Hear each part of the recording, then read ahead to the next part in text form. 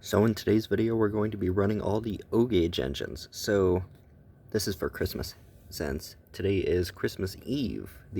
It's pretty much at night right now, and I'm just going to be running all the O-Gauge engines, since I don't think most of the O-Gauge engines I haven't run on this channel at all, and they are really neat engines as well. Most of the stuff I do is HO, but I've got a lot of O-Gauge stuff, as you can tell.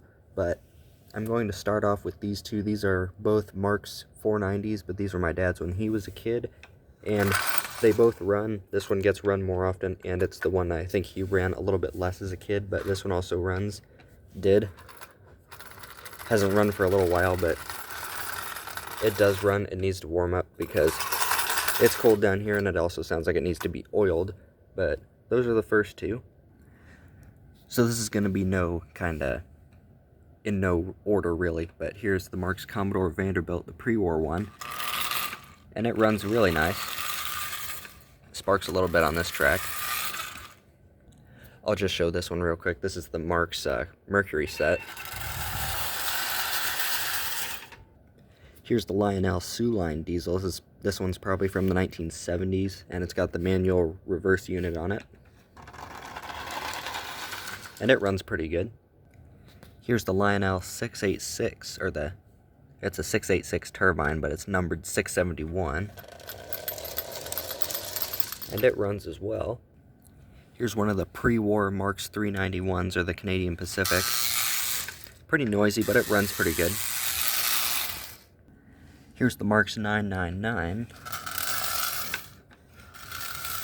Only reverse, it seems. The E unit kind of sticks on that one.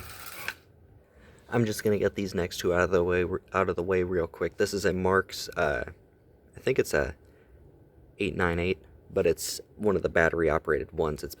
I've converted it to 3-rail to run on the actual track with the DC transformer. But I need to put what do they call them? The thing to make them so you can run them on AC, the diodes. But it runs on DC, I think. Maybe if I plugged in the transformer. Okay, now we should have power. But that one actually runs pretty good. By the way, I did paint that one. And then the other DC one is a Lionel 8902, which is a 240 steam engine. Kind of a neat one. But it runs as well. I don't run the DC ones very often just because I have to have a separate controller. Here's a Marx 898 that's been custom painted.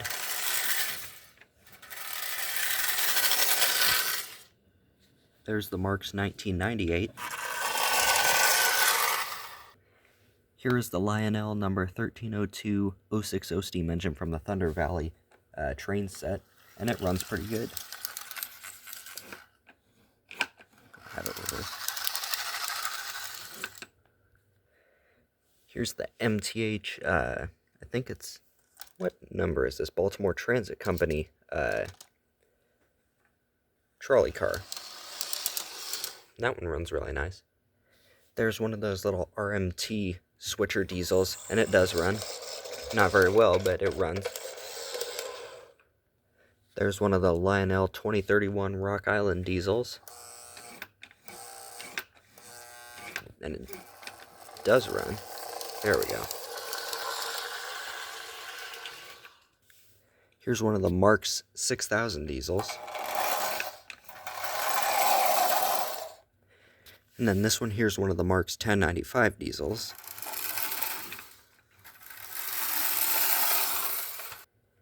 I'll show the wind-up engines now. This is an old Hafner 2000 steam engine, one of the streamlined ones, but it does run. And then this one here is one of the old American Flyer ones. That one also runs. And it fell over. Next one up is one of the Lionel 1400 steam engines, and this one runs really nicely. I think it's only on forwards though. It's got a switch on the bottom. This one here is pretty much the exact same as the 1400, but it's numbered 8635. It's a newer one. It's got a CAN motor in it, and it runs good as well. This one here is a Lionel 4000 from the Burlington Route set. and it's a really nice runner. I've had this one for quite a long time. This one here is the Mark 1666 with the plastic shell.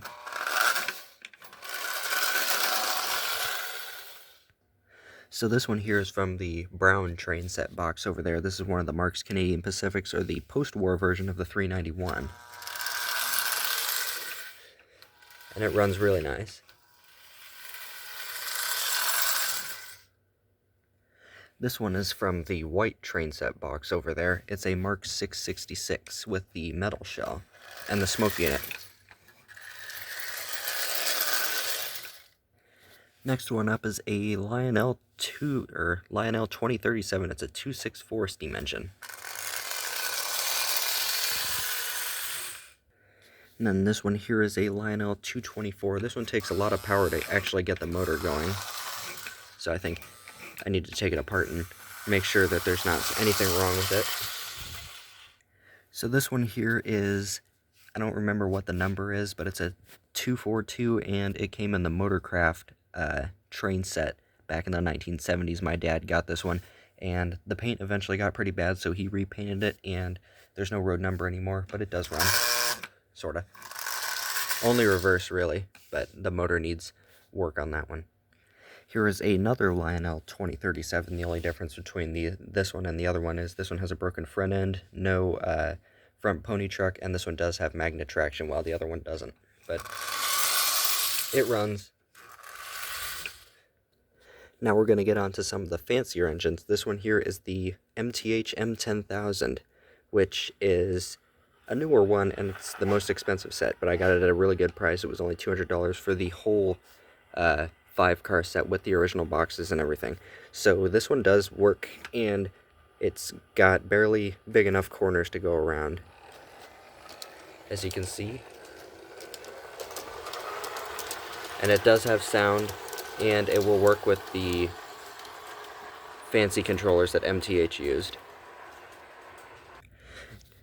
With the next fancy one, this is a Sunset Models 2662 logger engine. So this one is number 74, I believe, of 150 models that they made out of both 3 and 2 rail with this paint scheme, the black, because they made a green version that was a little more common, but this is number 7 with the Samson paint scheme, and it does run.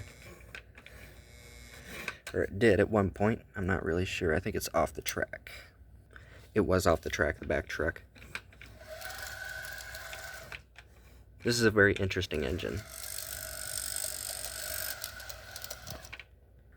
The next fancy one is this. This is a Weaver Pennsylvania K4. You can see how big it is compared to that Marks engine over there. It is huge, this engine. And it does have sound. And it runs really nicely.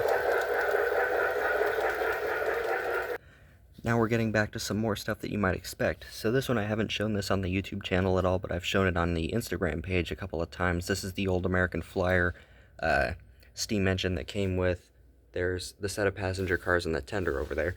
This one I got as parts, and, or it needed a whole bunch of parts and it was in really bad shape, but I did get it running.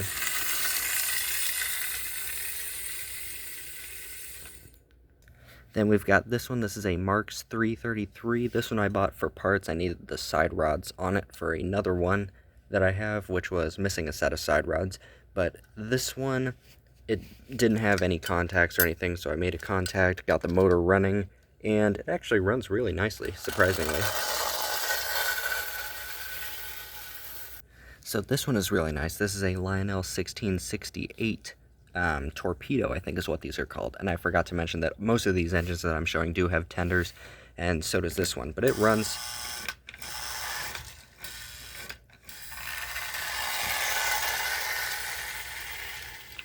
Next up is this. This is a Lionel 221 New York Central steam engine.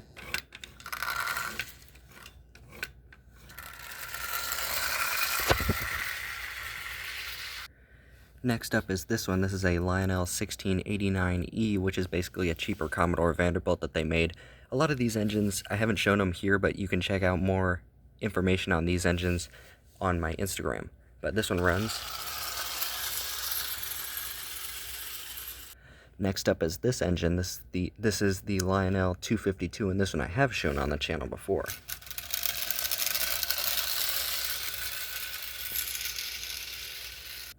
Next up is this one. This is the Lionel Scout that my grandpa had when he was a kid.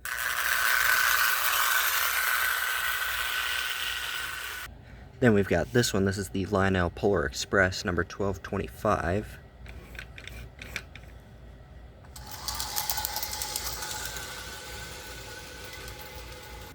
Then there is this one. This is the Marks 333, which is the one that I got the other one for because I needed the side rods.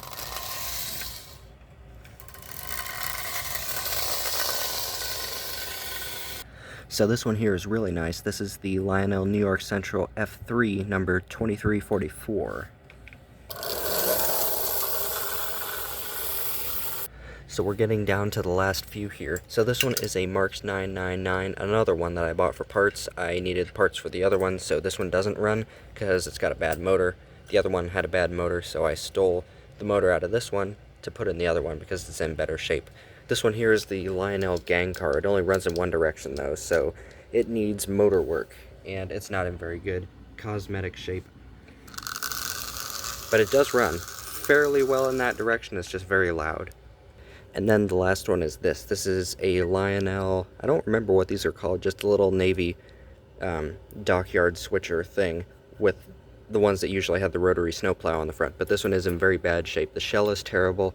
There's a hole there. You can see all the marks and stuff on the shell, and inside the shell is terrible. And the motor has no E-unit, no front wheels, and it's just been wired around, and the motor is in very poor shape. I don't think it's actually going to run. Slight interruption there, but this one, the only reason I really bought this is for parts. It was $5, and these things are pretty unusual. It's got a lot of good parts though, like the wheels, the drive rods, and everything. But now let's see. I heard it move, but the motor is in bad shape, so I don't think this one's actually going to run. So that is about it. I think there are no other O-gauge engines that we've got to run, other than... I do have one more actually. I forgot. So the last one is over here. This is an old American Flyer wind-up one, but the spring, the spring steel spring, is broken. So I have taken it out, but I have yet to find another one. So, and it's a really neat one though. Too bad that it doesn't work. It can be used as a engine just to push around, but other than that, it won't run by itself. I might be able to find a motorized motor for it, but other than that, that's going to be it. Those are all the engines. I hope you enjoyed, and I hope that you got a little bit more information on some of these engines, and some that you've probably never seen before. So, I think that's going to be it for this video. Thank you for watching, and have a Merry Christmas. I'll see you next time.